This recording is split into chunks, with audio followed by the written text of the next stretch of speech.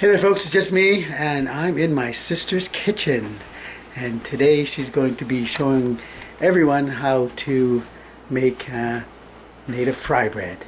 And there she is, there's Verna. Hello! Yeah, I'd sound like Miss Doubtfire right there. And she's a little camera shy, so don't mind her. Very camera shy. But I'm acting like you're not even there. Well, not you, the camera.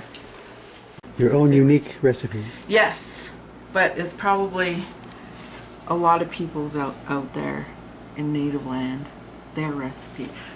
But a lot of people will tell me that they like to add yeast or baking soda instead of baking powder, because there's baking powder, and I don't add yeast, so I don't know. Yeah, that's it. Okay, well, let's see the ingredients that you have. Okay. So there's it's already pre-made. I've already done it. But what I did was I did 6 cups of flour.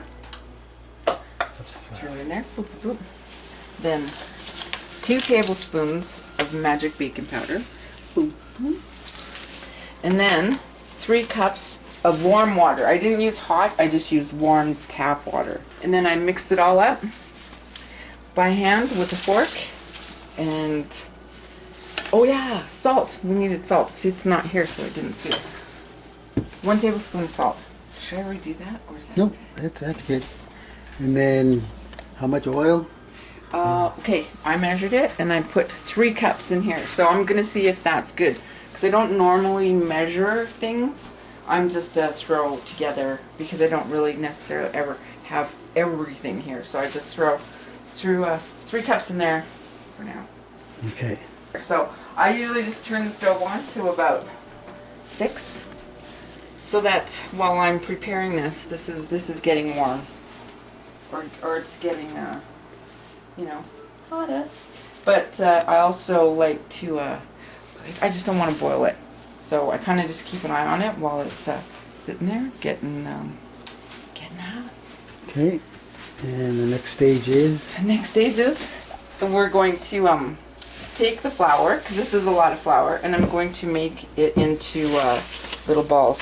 And it's kind of sticky because it's been sitting here for a while, so let's add a little bit more flour to that.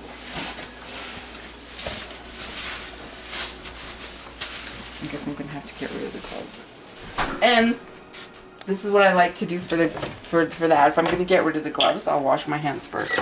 So now that my hands are washed, what I'm going to do is I'm going to take some of these little balls and start making them, well, dough, and start making them kind of into fry bread balls or whatever shape that you want to do. So I've washed my hands, and because this dough is, you know, been sitting here for a while, it's kind of not as floury. So I added oil to my hands. So I just used some oil from the pan. Or, yeah, from that. So I'm going to take a little... that way it won't stick to my hands as much. So I'm going to put it down here, get a couple balls ready. Whoops. I'm not used to being watched in the kitchen. How big fry bread pieces do you make? Well, if you're gonna make tacos, a good, oh, I don't even know how much. Maybe that's a cup of dough. Okay, so about the size of a small baseball. Small baseball. And because my hands are now sticky, I'm gonna have to put some flour on it. And cut. All right, so I'm just gonna put some more flour on my hands so that we can make it flat. And it's nice, and you can play with it when you have the right amount of flour on it. So I put it on wax paper with flour on it so that it won't stick, but it will stick because it's dough, and dough likes to stick. So I'm just going to put a little bit more flour on this and flatten it out. I'm just going to flatten it out myself, but I will use a rolling pin. So we'll see what if this is going to fry properly. So I'm going to flatten a couple pieces out. And I'm going to take my rolling pin. I'm going to add a bit of flour to the rolling pin.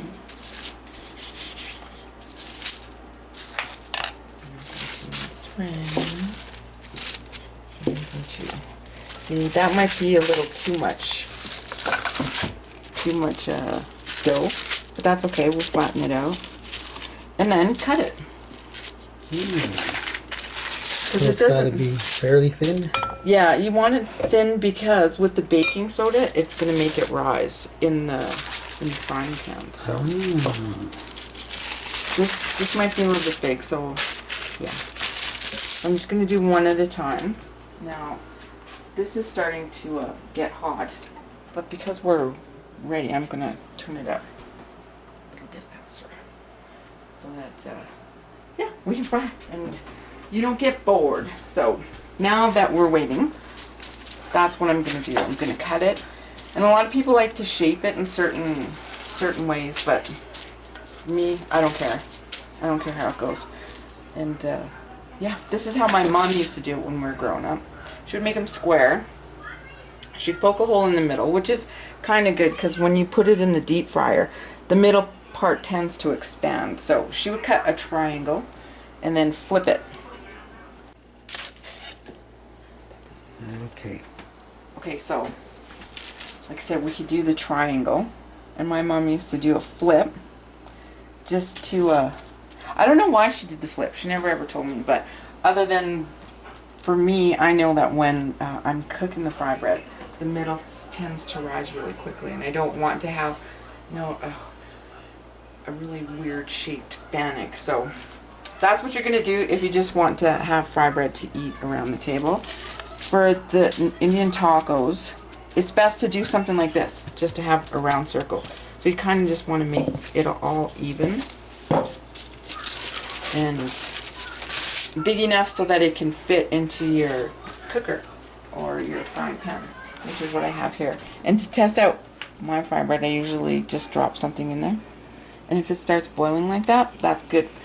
To me, that means it's good to go. So what I have written on my recipe is 350, but because I don't have my temperature gauge, I'm just going to go by that. So I'm going to take my fry bread, and you don't want to have too much flour on there because it'll make it'll burn the oil.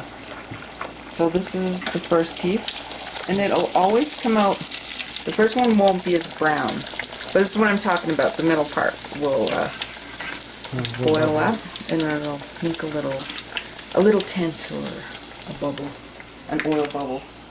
So I just wait around here. I don't ever walk away from the frying pan with hot oil. And about how long does it take? Oh, it's already getting plump. So I just look at the other side, and if it looks like it's kind of a little bit crispy done, yeah, brown. Crispy, and it won't get dark right away until there, I guess there's burnt flour in there, and then it'll start making the fry bread darker.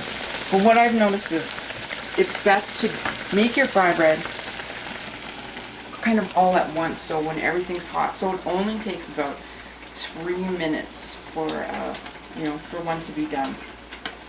So I just hang around here. So here's another big one, and you gotta slowly drop it in.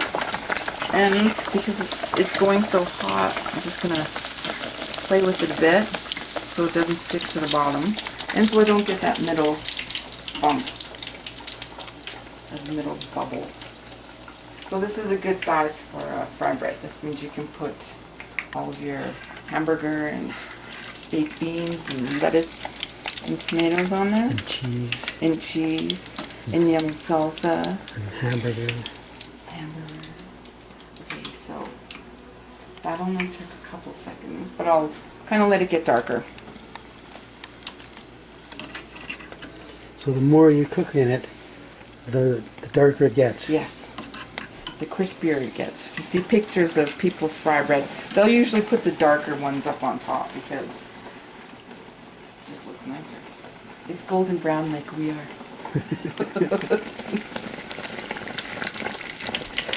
This one you can see the difference between the two. Yeah, new oil, used oil. This one's getting a little bit puffier. So, yeah, it's always good to just play with your dough. Play with your dough, because that's pretty thick. That's really fluffy. And I'm hoping that it's cooked. It should be cooked in the middle, and if it's not, it's going to cook while it's sitting there, because it's hot oil. So this is just hand-eaten bannock? This one, yeah. Bread? This one will be just... Well, you could probably use that for a taco.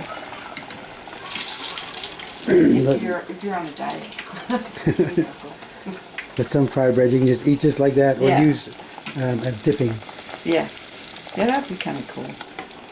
This one's just because I'm trying to get my sizes right on what's my size right. Okay, so that shouldn't take too long. We're just going to done on one side. See how nice and golden brown it's getting? Yeah. I don't know if that makes a difference. But because my oil's getting hot, I kind of want to go a little faster, because I think oil can die. See? Look at how nice and plump that is. Oh, yeah. So that's why I like that recipe that's down there, is because it just makes the fry bread fluffier. And a lot of the other ones, a lot of the recipes that I've tried before have made the bannock or fry bread turned out really flat and hard like a puck. A puck? Like a puck. Okay. Like a hockey puck. And we're in Canada, we should use those. Well, I guess you can use them in the States too. Okay. Grab my long scissors. Oh. See, it's already starting to burn because it's so hot. And there's extra flour in there at the bottom. Yeah. See, that's why you try not to use too much flour. Because then later it becomes like this. And it's only good for, fry bread. So this is old fry bread oil that I used. And I'll use it again. So that's all nice and plump. Turn it over. And really, it's probably less than 2 minutes to fry. I think if your oil is really super hot. And that's what you want. It's really hot oil. Oh yeah, it's getting more golden faster. And it's cooking a lot faster. Oops. And now it's a few minutes later. And our oil is starting to get darker. I don't want to say burn because it's not good. It's becoming nice and used. Yes. Which makes it cook faster. It's cooking a lot faster. And brown. And so what Walter tried, which worked, is we took our first fry bread, now that the oil is hot, and put it in, and it came out a lot golden browner than it started off with. Yeah. So these ones are getting really, really fluffy. I hope that one's cooked. This one's the last piece of bannock. Yay! And it's cooked. You can see it's golden brown with some speckles in it. So that's it. And once I put them all together, it makes about a dozen really big ones, but right now there's only like 10 normal size ones or weird shaped ones. So I'm just going to remove this from the stove because it's pretty hot. But that's what your oil will look like after. Not all the time, because I wasn't prepared and I didn't have these all done. You had extra flour in there. Yeah, and it's extra flour. So try not to put too much flour on. And the other thing I wanted to say is, if you're going to do fry bread, don't handle your your dough or your flour so much. So when you put everything together, do a couple of stirs so that everything's kind of mixed up. Throw your water in and really try to get it into a ball without so much handling it, because the more you handle it, the harder your dough is going to get. So the less flour, you know, handleage, the better. So here's my recipe. Thanks, Walter. And it is so good, so yummy.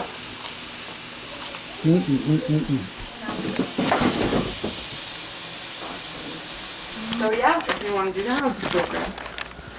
Okay, and there's Tasha.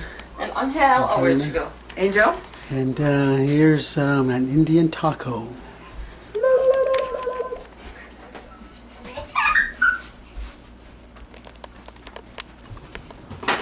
We'll do a wrap. And also Angel too. Say hi, Angel. Hi. Blow kiss. Hi. Blow kiss. Blow kiss. A little too And shy. now say, that's a wrap. Oh, there you go. See, that's a wrap. Okay, Yeah. say that's a wrap. That's a wrap. Kitchen wrap. Kitchen, oh yeah, saran wrap. But Tasha could do a wrap. Kitchen wrap. My name is Angel. My name is Tasha. Get the wrap. Give me a hug. Oh, I just love you so much. I know. I think I should. Okay, well, thank you again. Say goodbye to everybody. Bye. Hope you enjoy it. It's really good. Well, I don't know. It might be good, but thanks, Walter. Okay, there you go. My sister's fry bread. Hope you guys enjoy it. Thanks. Yay, Tashi! I'm done.